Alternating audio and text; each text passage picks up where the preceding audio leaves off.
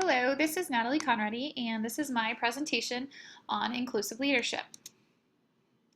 What is inclusive leadership?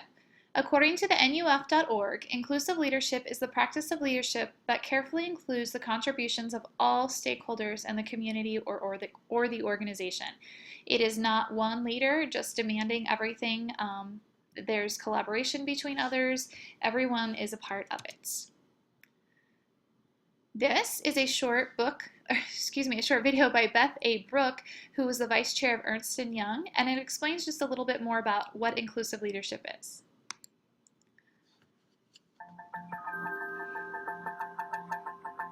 The difference between diversity and inclusiveness, we actually think there's three dimensions, which is diversity, inclusiveness, and inclusive leadership.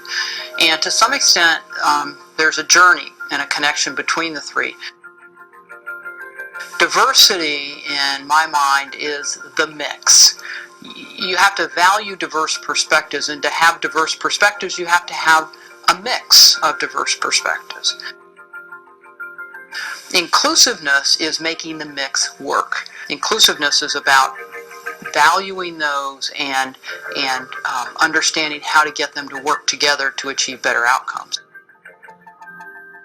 The third element that I alluded to was inclusive leadership, and to me that's an enormous need today, which is leaders who not only realize the importance of diversity, the mix, they value making the mix work, but they themselves are capable. They have a passion for difference. They understand that leading a group means making difference safe, inviting diverse perspectives, understanding how to manage the friction and the dissent that can come with managing diverse perspectives, and leading the group to better outcomes. I think inclusive leadership does not happen by accident. And I think, in fact, Dr. Javedon here at Thunderbird talks extensively about the global mindset and how there are three components: the psychological component, the intellectual component, and the social component. I think the intellectual component of inclusive leadership or having a global mindset can be taught, the intellectual component. The psychological aspect, do I have a passion for difference? Do I really want to meet you where you are, and do I care about where you're coming from? And do I want to take the time and really be curious about what's driving, why you think what you think? There's some element of that I look for in people, and if it's not there, I know I can help it along, but I don't know that I can teach it.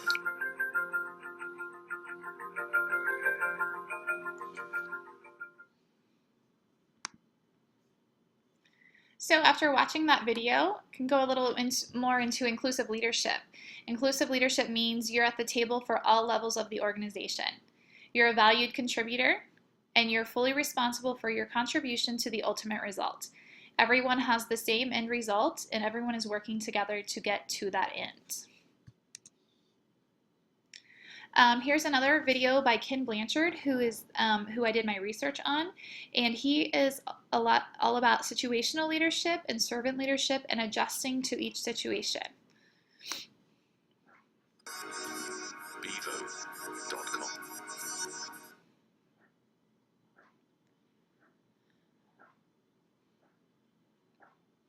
Ken, obviously you're not just an author, you're running a very powerful global business, the Ken Blanchard Company. So how do you find that you can most help organizations in leadership capacity? Well, I think the big thing that we try to get them to understand that effective leadership is really a transformational journey, beginning with self-leadership. It's very interesting is that one of the most popular interventions we do is we have a self-leadership program, situational self-leadership, because a lot of people don't ever take a look at themselves. And how do they take initiative? How do they get what they need to have to be successful? Because if they can get a sense on what they need to do to be successful and what they do, then they're going to even get a better sense when they go to the next step, which is one-on-one leadership. See, because self-leadership, you're gaining perspective on your own leadership point of view, a little bit about your disposition and personality, a sense of what your mission might be, your values, and all. And we try to really help people, really get to know about themselves and what are their points of power, and how can they, kind of collaborate for success and all.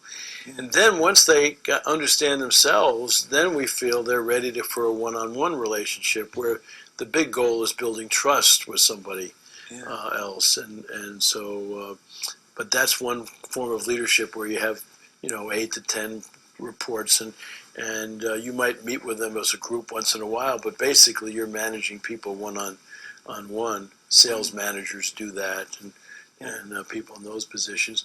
The third stop, which we do a lot of work on, is how do you build an effective team?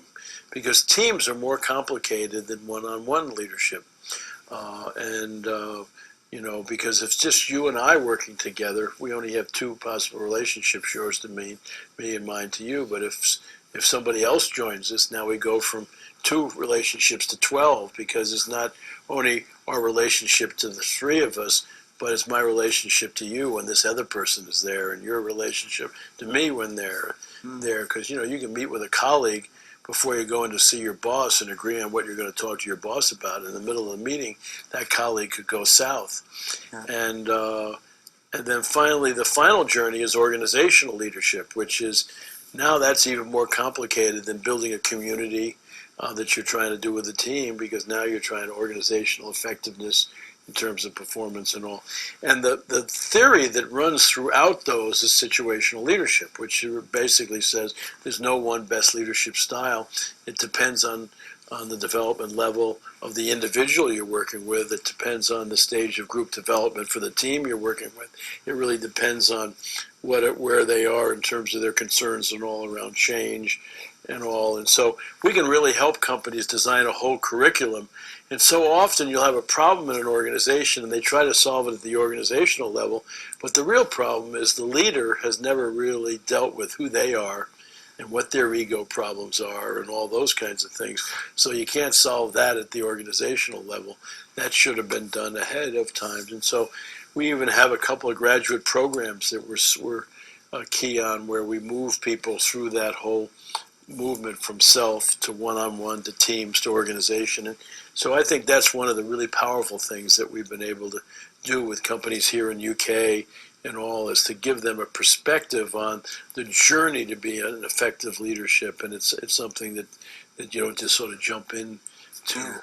See, it's interesting. So it starts again with self, and I was listening to the CD, and you said that you should even write your own obituary. Mm-hmm. Mm-hmm. What was the point you were making with that? Well, there's 3. I think everybody should have a compelling vision. Which I wrote a book called Full Steam Ahead with Jesse Stoner on visioning for companies. But most people don't have a vision, which is what's your purpose? Why are you here? Yeah. And then second is, what's your picture of the future? If you do a good job and your purpose, what will happen? And I got interested in obituaries when I read the old story about Alfred Nobel, the Nobel Peace Prize, and all that part of the beginning of the last century. His brother died in Stockholm. And when he went to the newspaper to read the obituary on his brother, he and his brother mixed up. And Alfred Nobel had been involved in the invention of dynamite. And so what was the whole obituary? It was about destruction and all that. And he was devastated that that's how he was going to be remembered. So he called friends and loved ones around and said, what's the opposite of destruction? They said peace. And so he redesigned his life so he'd be remembered for peace, not for destruction. So I've written my own obituary. Every morning I read my mission statement, I look at my obituary, and then I have a set of operating values which should guide my behavior. And organizations need the same. What business are you in? What are you heading for and all? And then once you have a compelling vision, then you can put goals in there. But most organizations, never communicate well where they're heading and what they're trying to accomplish and what's going to guide their journey. Bevo.com. I think as that video explains, a lot of leadership comes from yourself. You need to think about who you are as a leader, where you're going, what are your goals, who you're taking with you. So that's the reason I chose that video. I think he did a good job of explaining that. Situational leadership model, according to Ken Blanchard, emphasizes the fact that there is not one best approach to leadership. Effective leaders adapt themselves to their teams and the situation. Leaders adjust themselves based on the task. What are they doing? What needs to be done in the end? The situation, and then the followers or the people involved. As an educator, it's going to be different if you're leading your students versus if you're leading a team of colleagues, or if you're the principal and you're leading the rest of your faculty. So situational leadership depends on those three things. So how can leaders in education apply inclusive leadership? Educators, which could be principals, teachers, math coaches, literacy coaches, can apply inclusive leadership by being a situational leader. Adjust yourself to the task, the situation, and the people involved.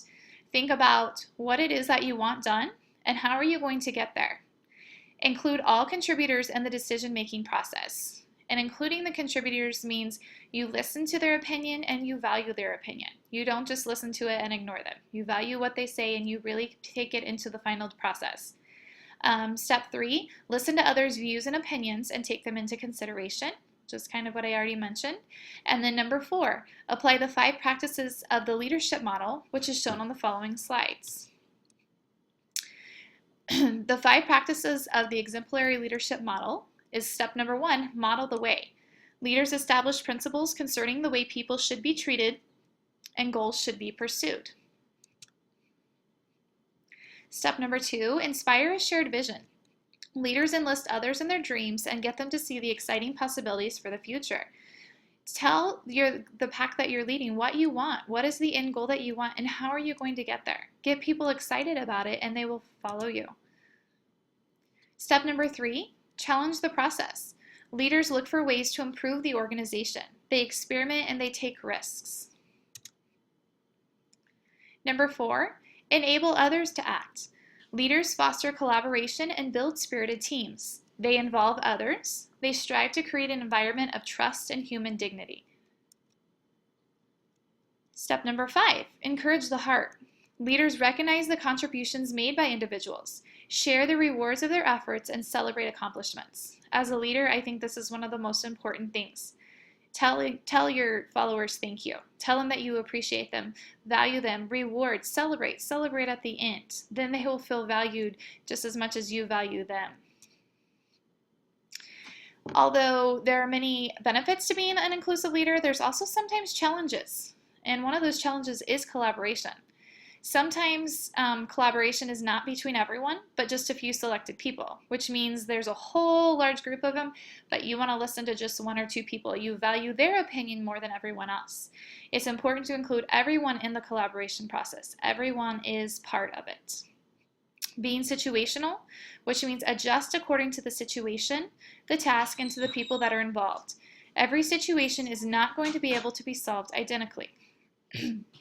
In consideration, as I mentioned above, take everyone's ideas into consideration, not just a select few. Successful inclusive leaders empower people, inspire people, lead change, and have a shared vision.